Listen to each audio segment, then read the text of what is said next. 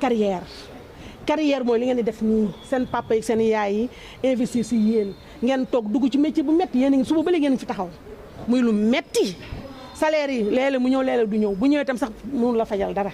ñun ñii man def naa 3 ans Walfadjri 3 ans ferme yoo xam ne mosuma fayeeku 100 francs te tey ji lépp lu ma am ci àdduna presse moo ma ko may dafa ma fekkoon ma nekk ci zéro mu yokku ma waaye ci loolu ne da ngeen ci liggéey ci ngor il n'est pas encore trop tard bu ngeen toogee ci plateau hors antenne am ngeen droit def lu leen neex mais bu ngeen toogee ci plateau fàttaliku leen ne vous êtes avant tout des journalistes ngeen delluwaat ku ci xamul ngeen delluwaat xool ci éthique ak déontologie charte journaliste yi ngeen xam ko xam ne toog ci plateau di defal propagande homme politique bu mu daw man barki démb rek samedi dem leen ngeen xool sama émission fii laa taxaw di wax chroniqueur yi ñuy tuddee chrono opposants yi ñi nga xam ne dañuy dem taxaw defal ay promotion wu wala propagande ay homme politique yu nekk ci opposition bi ma ni leen man sama plateau kenn du fi toog di propagandal moo xam homme politique bu nekk opposition wala homme politique bu nekk ci pouvoir bi parce que ñun journaliste le train qui arrive à l'heure ne nous intéresse pas train bi war na ñëw 8h ñëw na 8h05 loolu lay information kon man waxuluma x waxuluma y kenn bëggajuma li ma bëggaj mooy askan wi te topp ci askan wee tax 25 ans ma nekk loolu laa damay ñaan yàlla ngeen ëppal ma carrière donc maa ngi leen di gërëm ñëpp di leen sant ngeen jéggal ma ne bu dee wax naa loolu dans la même dynamique dernière question dans la même dynamique en tant qu'éminent journaliste et une analyste politique beaucoup de régimes se sont succédés. Il y a le régime de Abdoulaye Wade qui est passé, la presse est toujours debout. Le régime de Macky Sall est passé, la presse est toujours debout. Est-ce que vous pensez que le régime de Pastef parviendra un jour à anéantir la presse? Si le régime de Pastef parvient à... Je pense déjà le régime de Pastef a anéanti 90% de la presse. Parce que sous Abdoulaye Wade, vous et moi on était ensemble sous Abdoulaye Wade. Absolument. Sous Abdoulaye Wade, sous Macky Sall, la presse n'a jamais été autant divisée. Nous on n'osait pas s'auto-critiquer. Parce que critiquer Mamadou Ndiaye, c'est critiquer Aïssatou Diop Fall. Critiquer Ouzin, c'est critiquer Aïssatou Diop Fall. Donc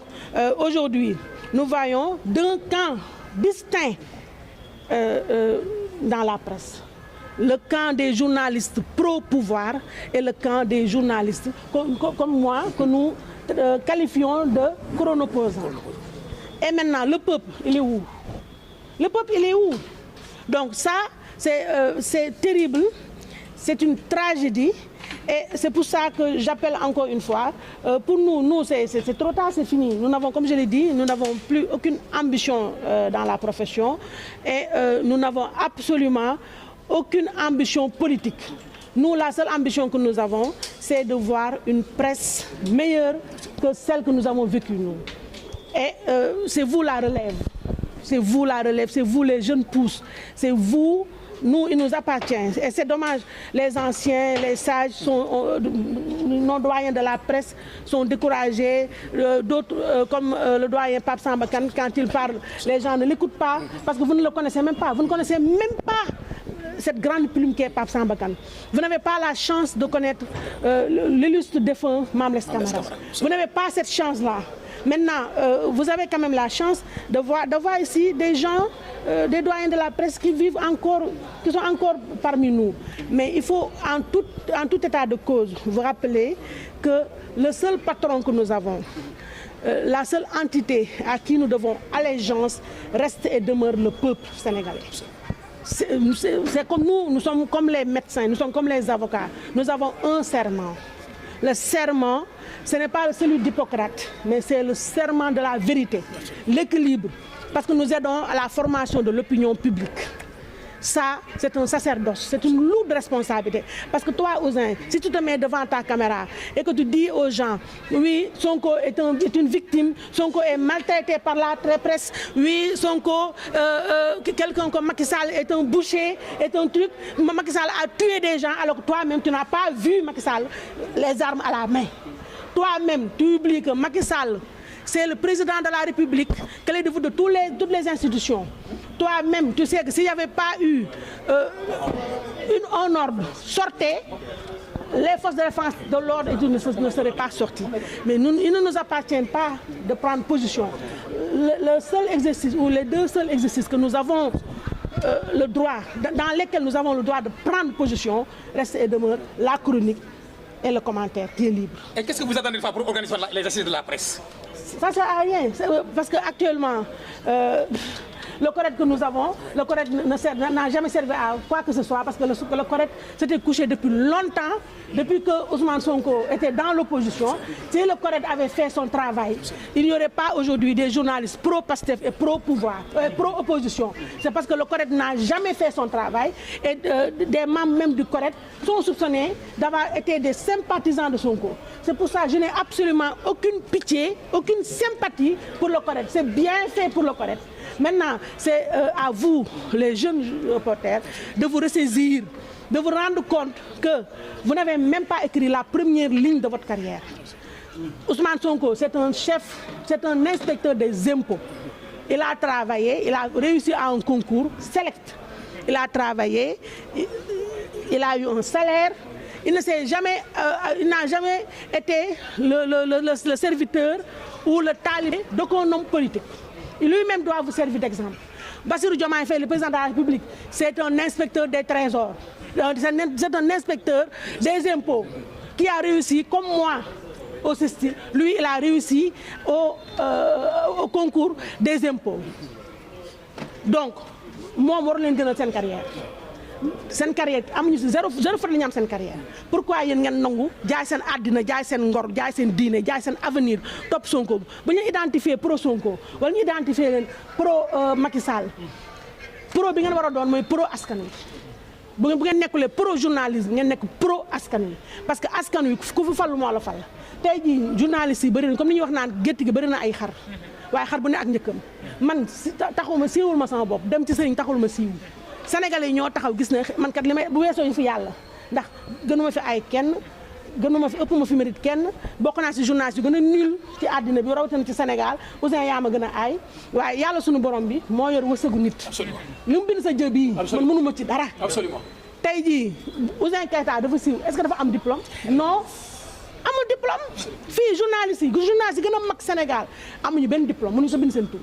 kon yëf yi du foofu yëf yi xam nga fan la. mooy nekk ci siraatal mustaqiim même booy juum nga juum de bonne foi waaye li ñu ñaaw mooy lekkante bu am ci presse bi ñu taxaw Aïssatou Diop Fall bu waxee fee Ousmane Sonko laay waxal nga ubbi sa plateau ku ñëw nga ne ko waaye Aïssatou Diop Fall wax na démb lii pour kooku dóor Aïssatou Diop Fall man tey su ma rusul woon rus naa nekk mag bi ma doon ci presse bi may taxaw di wër di porter plainte ay nit rus naa ko je rus naa ko bu doon damay wër di porter plainte léegi dama sa bàyyi déglu ndax man dama am xadara su ma toogoon continuer di déglu chaque jour ma toog sama plateau du tontuwante waaye loolu léegi man maa ko bàyyi man maa bàyyi loolu ma dootu déglootuma kenn su ma rombee TikTok gis sa Aïssatou Diop Fall damay yéeg li Abdou Nguer di wax sama rakk jooju ma koy nuyu damay falax waaye dama ne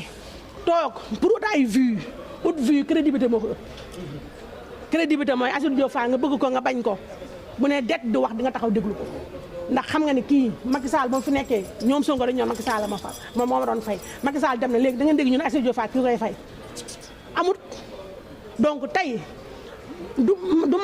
man nga fexe ba doon say fu bopp gën waaye toog tey jii kii wax na fële Aïssatou Diop Fall waxal na Sonko te elle est dans son rôle de journaliste mu waxal Sonko yow nga invité benn Mohamed wala benn Ndaak ne ko waaw Ndaak Aïssatou Diop Fall démb invité na démb Aïssatou Diop Fall wax na lu sa xalaat loolu du journalisme loolu c'est ce qu'on appelle la presse de caniveau le journalisme mooy plan de redressement Ousseyn Seck wax nu mu tudd l'autre là Sonko wax na ci plan de redressement bi nga dem jéem a laaj ay économistes ne leen lii qu'est-ce que ñun man ban angle la man je l'ai fait j'ai fait 25 ans de carrière terewul damay laaj bële parce que le journalisme est le seul métier où tous les jours tu apprends ñi lay seetaan di wax commentaire ñoo la gën a xam li ngay wax man ba plan de redressement ba mu paree damaa woo ay économistes ne leen sa defal leen ma ay input ma taxaw doon nag du ma économiste du ma juriste mais tey ça sert à quoi Aïssatou Diop Fall wax na ci Mamadou Ndiaye nga woo benn xale Amath mii ne ko waa Amath li Aïssatou Diop Fall wax ci Ousmane Sonko ne doy na waar après d'accord di nga am ay vues yooyu ba Aïssatou Diop Fall porté plainte vues yooyu lan la lay jariñu ñu la dara ça te sert à rien ba doo dugg ci histoire dañ lay fàtte dugg ci histoire du lu ndaw de lu rëy la mais pour nga dugg ci histoire foog nga nekk ci siraatal mustaqiim mooy bañ a tooñ lu damay gis souvent ngeen bind Aïssatou Diop Fall tooñ na ki wala saaga na wala nangam ça vous sert à rien tout man ko ma tooñ nga porte ma plainte chaque jour Aïssatou Diop Fall muy buntu Rebeuss mais ki yóbbu ñee man su ma defee lu ñooñu def dañ may yóbbu mais pourquoi yóbbu ñu parce que journaliste la mais man awma droit man may taxaw di wax li ngeen di wax ñoom ñi may invité gu ma benn journaliste mu wax lu naka sudul noonu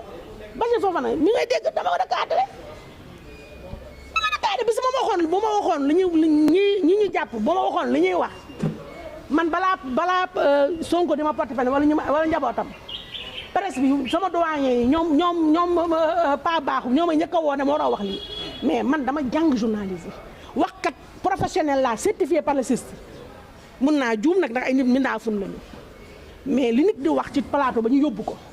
Aïssatou Diop Fall bis bu ñu ko yóbboo day fekk ne cas de force majeure la mais yéen ñii foofu laay jeexalee c'est pas un cours magistral que je donne c'est pas des leçons de morale mais bu ngeen xoolee réew mi ni muy doxalee ni muy jëmee nii 16 mois ngeen gis réew mi nu mu mettee lu mu gàtt lu ngeen ndaw lu ngeen nekk xale fekke ngeen Macky Sall mosu ngeen gis Macky Sall 16 mois dëkk bi mettee nii kon bu ngeen toogee dëxañ seen bopp ñàkk ambition ñàkk vision ba topp ñoom Sonko bu ñuy daanu ngeen di daanu bu ñuy daanu ngeen daan 16 mois cin bi baxagul bay xeeñ te la muy xeeñ force gën a jege ka fleur parfum kon bu ngeen toppee ñoom Ousmane Sonko ñii bëgg a buzz bëgg a vue bëgg a nàngam siiwu kañe kenn bëggu ko siiwu kaaba ga la nit ñi di wër te siiwu kaaba ga boo ko bëggee foog nga jël jéem a am bu doon benn wala à minima jikko borom kaaba ga ngeen jégal ma nag maa ngi jégalu vraiment. Formidable. Ok, formidable. Merci beaucoup. Merci beaucoup.